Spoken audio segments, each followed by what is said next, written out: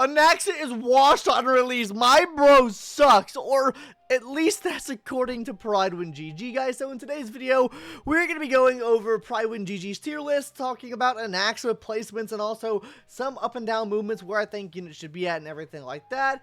Because genuinely, guys, yo, they kind of hurt my boy Anaxa, I'm not gonna lie to you, but let's go ahead and hop into it here, guys. As you can see, he's already placed in two different categories, starting off just with Anaxa first. Number one, bro's in tier 0.5 in the support DPS category, and he's in tier 1 of the just normal DPS. I just think this is wrong. Genuinely, guys, there is no shot you're telling me that Anaxa E0 S0 is worse than E0 S0 Acheron in MOC.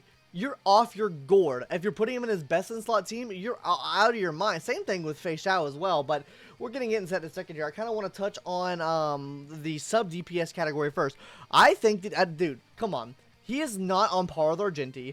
He is not on par with this as well, as far as a partner DPS character goes. There is only one circumstance, literally one circumstance, where Jade is better than him, and that's when facing 5 enemies. If you're not facing 5 enemies, then he still comes out with more damage than she does on a The Herda team. So for that matter, I'm not gonna lie, I think he's up here. And if we're talking about in terms of like pure DPS and stuff like that, honestly, Tribby does do a decent amount of damage, but she's not doing the damage he's doing on a sub DPS team. He's doing much more damage to that. He gives himself a lot of free stats, not on a sub DPS team, mind you, or a partner team, mind you, because he's giving himself more damage percent up, but overall, he's getting help from The Herda on the team. I really do think that, yes, I think that Tribby deserves to be up here, and I do think Tribby is above what he's able to do, but really just in terms of her support ability versus her damage she's able to put in a supportive role. I think if we're talking about pure damage from a supportive role, he does offer more damage than Tribby offers. Now, Tribby's buffs are insane, and I would say that Tribby is better than Anaxa is. Genuinely, guys, I don't think I like her over here in this support DPS role. I would more so just put her over in the Harmony role if I'm not like, no shade thrown here, guys. I really don't think that she deserves to be in this tier. Yes, she does offer sub DPS levels of damage, but I feel like her buffs and debuffs really is what shines the most with her. So, for that matter, I'd probably be moving her over to the just full-on support tier.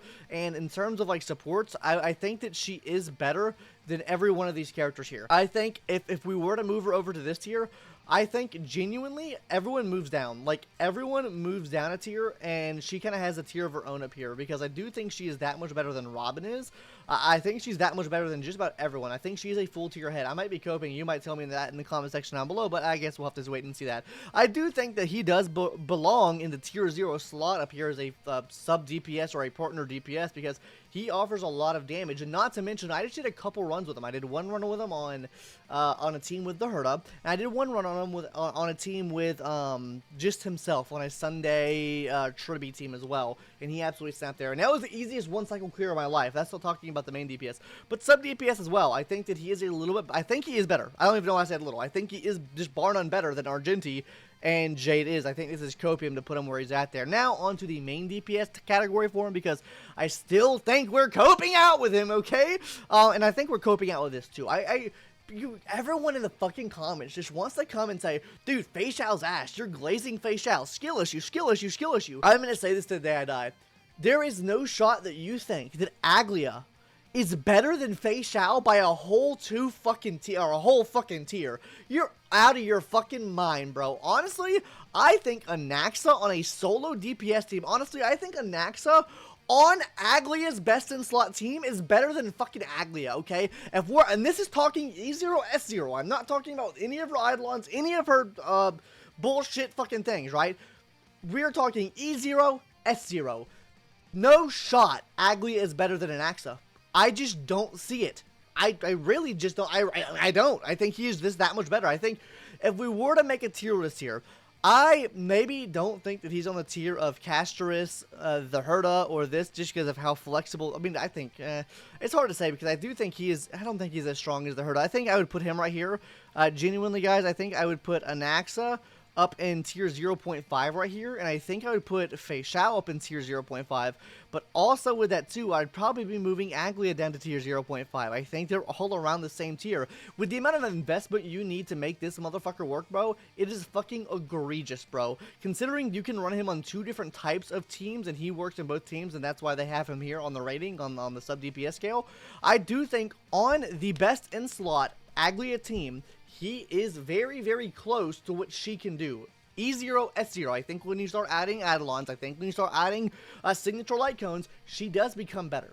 But E0, S0, you're not telling, I think there is way too much glaze on her because she's just really inefficient.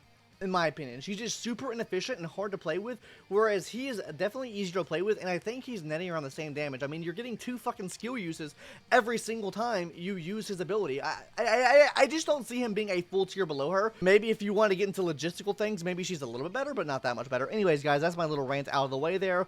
This is where I think these characters should be. In terms of, like, the eyeballs here, though, the eyeball for Boothill, do I think Boothill should move down for MOC?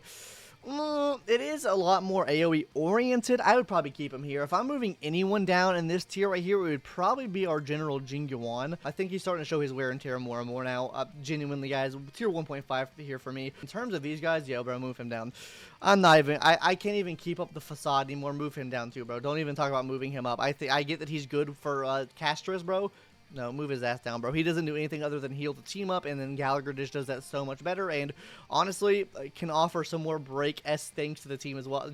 Just move him down, bro. Fu Shuan's better. She offers crit rate. At least she offers something to the team, and then I think I'd be moving him down, too. He offers a crit damage bonus. He offers shield to you, but when you're using casters, do you really want shield? No, not really. The only real use case that I see for Adventure at this point is for full follow-up teams, which would be a team with Fei Xiao, because he enables her to get more ult spin up faster, and also he works really well for someone like Acheron as well, putting on the, what is that, the trend of universal market, whatever. You can get extra debuffs for her, so I mean, I do think that he moves down. Like I've been saying, she stays at the top 100% here. This is my kind of like my tier list and thoughts on what this tier list in particular should look like. In terms of buffs we're getting for characters, I will touch on that in a future video, because I do think there needs to be a full video talking about what the best buffed characters are going to be, because we are getting buffs to the characters. That's going to do it for today's tier list. What do you guys think? Do you think Prydwen's cope? Do you think they're not cope? Honestly, guys, Anaxa got kind of fucked. Not gonna lie, they kind of kicked his ass on MOC when I think he is much better than what they're giving him for MOC. But that's beyond the point. I'm sure the next MOC will definitely be catering towards him. Anyways, that's going to do it for today's video. Hopefully you enjoyed, and I will catch you guys in the next one. Subscribe if you haven't already. And yeah, look at this. A tier list video coming out on the day the tier list comes out. Couldn't fucking be me. Anyways, guys, see you later. Bye.